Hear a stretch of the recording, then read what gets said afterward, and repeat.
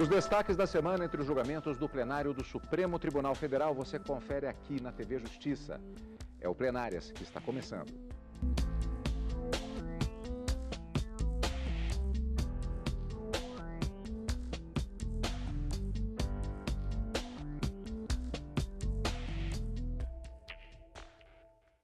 Hoje com os principais momentos das sessões dos dias 23 e 24 de agosto de 2017. Karina, tivemos a continuidade de um tema polêmico, que é a questão do uso do amianto ou da sua proibição na construção civil no Brasil e também legislações estaduais que tratam da mesma questão. Como eu disse, tema polêmico. Um tema bastante polêmico e a decisão do Supremo no sentido de declarar a inconstitucionalidade de um dispositivo da lei federal que permitia o uso do amianto, ao contrário do que muita gente acabou entendendo que com essa inconstitucionalidade haveria uma permissão para os estados legislarem, essa não deve ser a melhor interpretação adotada. Quando o Supremo declara a inconstitucionalidade de uma norma, ele retira dessa lei a sua eficácia e ela não pode mais obrigar ninguém, vamos dizer assim. Quando o Supremo diz que não é permitido mais o uso do amianto, ele está dizendo que nenhum Estado brasileiro, nenhuma legislação pode ser editada permitindo o uso, porque isso violaria a autoridade de uma decisão dada pelo Supremo em ação direta de inconstitucionalidade, cuja eficácia é vinculante. Dizer também que o Supremo proibiu a comercialização, a extração, não é a palavra mais tecnicamente correta, porque a proibição só pode ser feita por meio de lei, tanto que são leis dos estados de São Paulo, Rio Grande do Sul, Pernambuco, que estão sendo questionadas aqui no Supremo em várias ações diretas de inconstitucionalidade que proíbem efetivamente o uso do amianto. O Poder Judiciário não pode proibir, mas as consequências da decisão proferida pelo Supremo Tribunal Federal ontem, na sessão plenária em que se declarou inconstitucional parte da lei federal que permitia a extração, a industrialização, a comercialização, distribuição do uso do amianto, levaria a essa consequência lógica. Não se proíbe efetivamente, mas qualquer legislação que venha permitir o uso contraria a decisão do Supremo e pode ser declarada inconstitucional também. Sobre esses assuntos e essa forma de controle de constitucionalidade, inclusive incidental, que foi feita na sessão plenária de ontem, a gente vai discutir de uma forma mais esmiuçada ao longo desse programa. Vale lembrar, Karina, que a questão se torna um pouco mais complexa, além do tema em si, pelo fato de que nós temos diversas ações em julgamento no Supremo Tribunal Federal. Por exemplo, é o que nós vamos ver agora na nossa reportagem. Houve o encerramento do julgamento de uma ação direta de inconstitucionalidade tratando do tema na primeira parte da sessão da quinta-feira. A sua continuidade aconteceu na sessão desta quarta também. E na segunda parte da sessão, uma outra ação direta de inconstitucionalidade também foi julgada. E ainda há outras ações que estão em pleno andamento, possivelmente seguindo o mesmo rumo que já foi dado nestas ações que foram julgadas efetivamente esta semana. Tudo isso nós vamos ver no programa de hoje. Vamos começar pela sessão da quarta-feira. O plenário do Supremo Tribunal Federal retomou exatamente naquela sessão o julgamento sobre o uso do amianto no Brasil. Até aquele dia, naquela ação de relatoria da ministra Rosa Weber, 7 ministros haviam se manifestado. Como já foi dito, o tema é polêmico. Também conhecido como asbesto branco, o material é usado principalmente para a fabricação de telhas e caixas d'água. A ação foi proposta por associações de juízes e procuradores que são contrários ao uso da substância. Na semana passada, a relatora ministra Rosa Weber destacou que o amianto já foi banido em mais de 50 países e que diversos estudos apontam riscos à saúde e atestam que não há níveis seguros de exposição. Nesta quarta-feira, ela foi acompanhada por 2 ministros. Percebe-se claramente que o que está sendo declarado inconstitucional é uma omissão no que diz respeito ao índice ou aos parâmetros que estão situados na tolerância ao uso do amianto crisotila. Ora, a questão que se coloca é de uma falsa contradição que haveria aqui entre tutela ambiental e a tutela de um conjunto de outros valores tão relevantes quanto como a iniciativa privada, o trabalho e, bem assim, o direito à saúde. O tema central está em saber se 22 anos depois da legislação federal e da opção que se fez legislativamente as premissas técnicas que foram adotadas se mantêm e se cabe a este tribunal este controle para arrematar-se se se trata de chancelar uma dimensão normativa de uma política pública de uso controlado ou uma dimensão normativa da proibição do uso do amianto crisotila. A questão está em saber se 22 anos depois temos uma omissão que se eleva ao status de uma omissão constitucional suscetível de controle pelo Supremo Tribunal Federal. Para que alcance esse status, como está no voto da ministra Rosa Weber, e também estou assentando na minha declaração de voto, é fundamental, e aqui cito algumas lições no magistério de vários constitucionalistas, dentre eles o nosso ilustre colega ministro Gilmar Ferreira Mendes, a omissão em relação ao regulamento que diz respeito ao uso e à tolerância pode configurar-se como suscetível de controle pelo exame de índole constitucional. Não há mais dúvida na comunidade científica mundial e brasileira quanto ao potencial cancerígeno de todas as variedades do amianto, inclusive do crisotila. Eu queria fazer menção, senhora presidente, eminentes pares, a nota descritiva número 343 da Organização Mundial de Saúde, que foi editada em julho de 2010, portanto, uma data bem posterior à edição desta lei de 1995, ora contestada, onde se consigna que o amianto em todas as variedades, inclusive o crisotila, é altamente cancerígeno. Há um outro documento importante, que é o critério 23 da Organização Mundial de Saúde. Depois há várias publicações da Agência Ambiental Norte-Americana, editados também recentemente, que vieram a lume recentemente, que reportam que é impossível o controle absoluto da dispersão do pó de amianto e que não existe limite de tolerância seguro para a exposição humana. O ministro Alexandre de Moraes abriu a divergência, defendendo o uso controlado do amianto. Não me parece aqui, também devido respeito às posições em contrário, que houve desrespeito ao artigo 225, parágrafo 1º, inciso 5º da Constituição, quando prevê a proteção ao meio ambiente, à saúde, ao meio ambiente, porque a Constituição diz e utiliza como elementar do artigo o verbo controlar.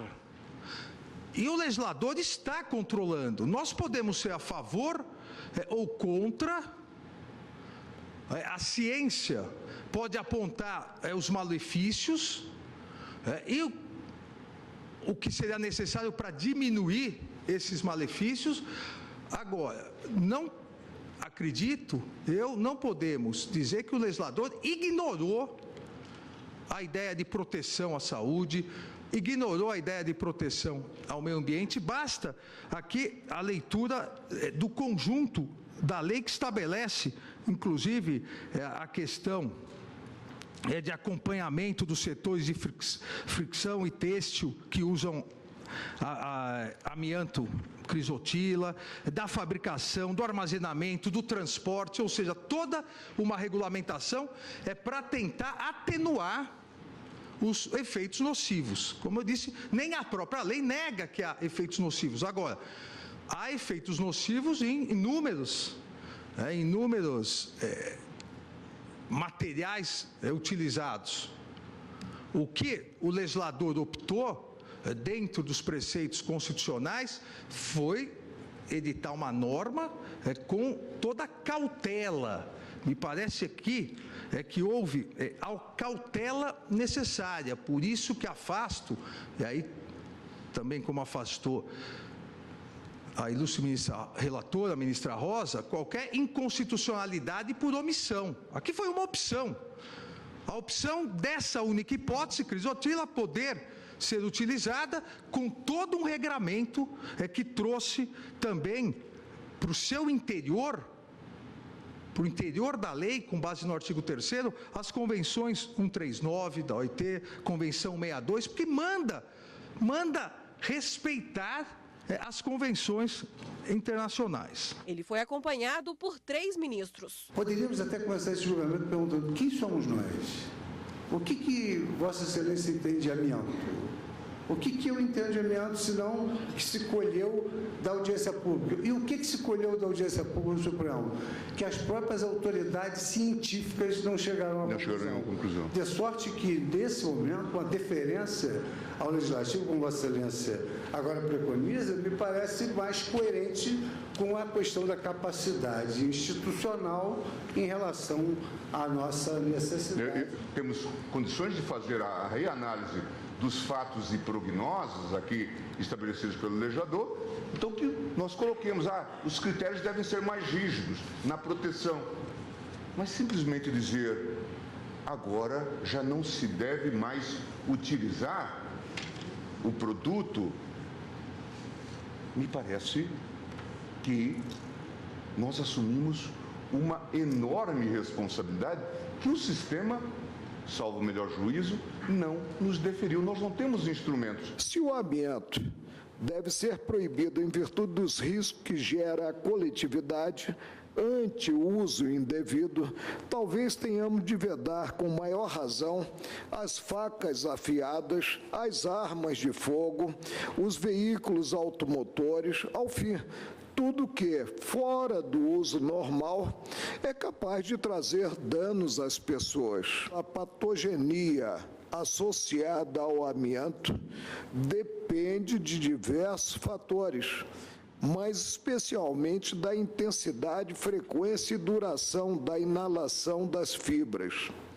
Se esses elementos forem passíveis de controle, presente o estado atual da tecnologia, haverá a confirmação da tese de que se mostra viável o uso controlado do amianto.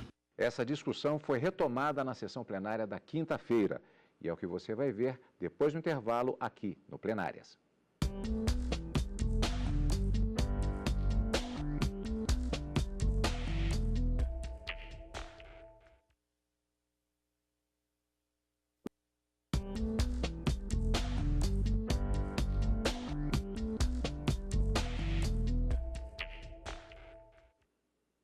Estamos de volta com o Plenárias. Como vimos no primeiro bloco do programa de hoje, o plenário do Supremo Tribunal Federal retomou na sessão plenária da quarta-feira o julgamento da ação direta de inconstitucionalidade 4.066, que pedia a invalidade do dispositivo da Lei 9.055, de 95, que autoriza e disciplina a extração, industrialização, utilização e comercialização do amianto crisotila, chamado de asbesto branco, e dos produtos que o contenham. O tema foi retomado na sessão plenária da quinta-feira e foi finalizada a questão em relação a este processo na primeira parte da sessão. Na segunda parte da sessão da quinta-feira, outra ação sobre o mesmo tema, referente à legislação paulista, também foi julgado. No início da sessão, ao analisar a ação que questionava o artigo 2º da Lei Federal 9.055 de 95, que regulamenta o uso do amianto crisotila no Brasil, 5 ministros votaram contra a norma. Também conhecido como asbesto branco, o material é usado principalmente para a fabricação de telhas e caixas d'água. Diversos estudos científicos apontam para o potencial altamente cancerígeno do amianto, que pode ser substituído por outros produtos e já foi banido de pelo menos 50 países. O meio mais eficiente, conclui a Organização Mundial de Saúde das Nações Unidas, o meio mais eficiente de eliminar as doenças relacionadas ao mineral é eliminar o uso de todos os tipos de asbesto. Fecha aspas. São tão graves, senhora presidente, são tão graves as consequências, quando não letais, provocadas pelo uso, ainda que controlado, do amianto, inclusive o amianto de tipo crisotila, que a exploração econômica desse mineral, tal como revelado pela eminente ministra Rosa Weber em seu doutíssimo voto, já foi proibida em mais de 50 países. Já votei nesta matéria especificamente, acompanhando e reajustando até, na esteira de um reajuste também do voto do ministro Eros Grau, na ação direta de inconstitucionalidade 3356, no voto no qual me pareceu exatamente como agora afirmado nos votos que acompanharam a ministra relatora, a importância fundamental e que sobreleva do direito à vida, ao meio ambiente ecológico equilibrado, num compromisso entre gerações e que fica prejudicado por tudo que se comprovou exatamente pelo uso do amianto crisotila no caso. Embora o julgamento tivesse terminado 5-4, a norma permanecia válida, porque são necessários 6 votos para que uma lei seja declarada inconstitucional pelo STF. Por já terem atuado no caso como advogados, os ministros Dias Toffoli e Luiz Roberto Barroso estavam impedidos. Mas na segunda parte da sessão, houve uma reviravolta. Em um julgamento que pôde contar com o voto do ministro Dias Toffoli em sessão anterior, ao analisar a validade de uma lei de São Paulo que proibiu o amianto no Estado, os ministros decidiram que a norma estadual é constitucional e, com os necessários 6 votos, declararam incidentalmente inconstitucional a lei federal que regulamentava o uso do amianto no país. Para enfrentar a questão a matéria, o tema da constitucionalidade da lei, a lei estadual que proíbe a utilização do amianto em construções civis no âmbito do município de São Paulo. Então, era preciso, primeiro, declarar a inconstitucionalidade do parágrafo do artigo 2º da lei federal. Então, é isso que eu estou fazendo incidentalmente para depois considerar rígida a lei estadual nos exatos termos propostos pelo ministro Dias Toffoli. Nós sabemos que, em matéria de proteção ao meio ambiente e de defesa da saúde humana, há uma situação de condomínio legislativo entre as pessoas políticas. E, nesse ponto, a própria Constituição estabelece uma repartição material de competências normativas, cabendo à União editar legislação nacional de princípios e bases e diretrizes gerais. Como vimos, portanto, houve uma decisão tomada na primeira parte da sessão, Karina, referente àquela ação direta de inconstitucionalidade de relatoria da ministra Rosa Weber. Houve um entendimento sobre inconstitucionalidade do dispositivo, mas faltou quórum constitucional mínimo de 6 ministros para que a inconstitucionalidade fosse declarada. Exato. Isso é uma questão fechada. Na segunda parte da sessão, uma outra ação direta de inconstitucionalidade, também sobre o amianto, foi julgada referente à legislação paulista. E houve uma decisão, desta vez com a possibilidade de maioria, já que o ministro Dias Toffoli não estava impedido naquela ação especificamente, e aí houve quórum constitucional em relação à legislação paulista, declarando-se aí sim a inconstitucionalidade. Da lei federal. Da lei federal, incidentalmente. Explica isso para a gente, Karina. Esse julgamento, talvez, a grande confusão que tenha sido feita em relação ao resultado final do julgamento dessas ações, tenha sido em razão da dinâmica desses julgamentos. Na primeira, na conclusão do julgamento da ADI, como você disse, da relatoria da ministra Rosa Weber, não foi alcançado o quórum mínimo de 6 votos para se declarar a inconstitucionalidade da lei nacional que permite o uso do amianto, porque 2 ministros estavam impedidos, não podiam votar naquelas ações por motivos de foro íntimo, mas declarados que eles teriam atuado no processo e que, portanto, não poderiam votar. Tanto o ministro Dias Toffoli e o ministro Luiz Roberto Barroso não votaram e aí alcançou-se um quórum de 5 votos pela inconstitucionalidade e 4 ficaram vencidos. Quer dizer, há uma maioria, não uma maioria necessária de 6 votos determinada pela Constituição nesses casos. Exatamente. A Constituição é a chamada cláusula de reserva de plenário. Para se declarar a inconstitucionalidade de uma lei e retirar dela a sua eficácia, a lei continua existindo, mas ela não deixa de ser obrigatória em razão da ausência da eficácia. Somente aqui no Supremo, pelo voto de 6 ministros, é possível que isso aconteça. Então, no primeiro julgamento, 5 votos alcançados, reconheceram a inconstitucionalidade, mas não declararam a inconstitucionalidade da norma.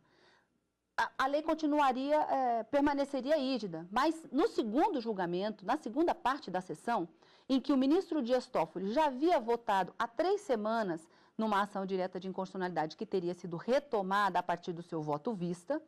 Os ministros, que já eram 5 na sessão plenária de ontem, somaram o voto do ministro Dias Toffoli e aí sim alcançaram a maioria absoluta de 6 votos para declarar o artigo 2º da Lei 9.055 de 95, que permite o uso do amianto, na verdade, permite a extração, a industrialização, a comercialização e a distribuição do uso do amianto em todo o país como sendo inconstitucional. A partir dessa decisão do Supremo, proferida em sede de ação direta de inconstitucionalidade, a decisão do Supremo torna-se vinculante, de observância obrigatória para todos os entes da administração pública, federal, estadual e municipal. O que isso significa, Cadu? Que o Poder Legislativo da União, Congresso Nacional, dos Estados, Assembleias Legislativas, dos municípios, Câmara de Vereadores, embora se trate de matéria que gira em torno de produção e consumo e que eles podem legislar sobre esse assunto, eles não podem editar uma norma que viole e contraria a decisão do Supremo. E a decisão do Supremo veio no sentido de afastar a permissão do uso. Estaria incorreto a gente falar que o Supremo proibiu a utilização do amianto no Brasil? Quem pode proibir é o legislador. O Supremo faz parte do Poder Judiciário e não do Poder Legislativo. Tanto que na segunda ação julgada, questionava-se justamente a possibilidade do legislador paulista, da Assembleia Legislativa Paulista, ter editado uma norma proibindo o uso do amianto. Essa lei sim proíbe o amianto. E o Supremo fez o quê? Ao declarar inconstitucional a norma, o artigo 2º da lei federal, ou melhor, da lei nacional, ele afasta a possibilidade de utilização, dizendo qualquer legislação que vier em sentido contrário será violadora da Constituição. E se chegar até aqui o Supremo, violará a autoridade da decisão vinculante da Suprema Corte, proferida, ainda que de forma incidental, em ação direta de inconstitucionalidade. Essa questão incidental significa dizer, no julgamento dessa segunda ADI, o objeto da ação era analisar se a lei paulista violava ou não a Constituição e se os estados poderiam legislar sobre essa matéria. Mas para decidir essa questão, o ministro Dias Toffoli, que acabou votando há 3 semanas, como eu disse, e cujo voto angoriou o maior número de adeptos, vamos dizer assim, né, a maioria de votos, disse: os estados podem legislar sobre essa matéria, desde que não haja uma norma federal proibitiva ou autorizativa. E aí, para decidir sobre a constitucionalidade da lei estadual, ele entendeu de forma incidental, então, que a lei federal seria inconstitucional, afasta a norma geral, permitindo que os estados possam legislar sobre o assunto plenamente, à luz do que determina a Constituição, no artigo 24, que dispõe das competências legislativas concorrentes entre os entes da federação. E com isso, portanto, declarou incidentalmente a inconstitucionalidade do dispositivo, afastando a permissão do uso do amianto no Brasil. Essa foi a decisão proferida pelo Supremo, confirmando, então, na segunda parte, a constitucionalidade da lei do Estado de São Paulo em proibir o uso, mas afastou, de toda forma, a permissão de utilização que havia na lei nacional por violadora da Constituição. Nossa, realmente a questão em si já é complexa. Exato. E ainda esta mecânica, dinâmica, dinâmica, exatamente. E vale lembrar também que o tema em si, ele não está encerrado no plenário do Supremo, porque há outros processos que estão em plena tramitação, estão em julgamento no plenário do Supremo Tribunal Federal. Houve, inclusive, o início do julgamento, a continuidade de julgamento de um destes processos naquela própria sessão plenária da quinta-feira, mas, até mesmo em função do tempo, e também no momento o ministro Luiz Fux foi chamado para uma emergência, ficou prejudicada a questão do quórum naquele momento e foi suspenso o julgamento para retorno em data posterior no plenário do Supremo Tribunal Federal. Não na próxima semana, especificamente, porque há outros processos previstos na pauta, mas em data que será marcada. E, claro, Karina, tanto em relação a essa questão do aumento, quando o tema voltar ao plenário do Supremo Tribunal Federal, mas já temos encontro marcado com nossos amigos telespectadores. E também, é claro, na semana que vem. É na semana que vem, na quarta e na quinta-feira, no direto do plenário, e no final de semana com plenárias. Obrigado pela sua companhia, como sempre. E continue conosco aqui, na TV Justiça.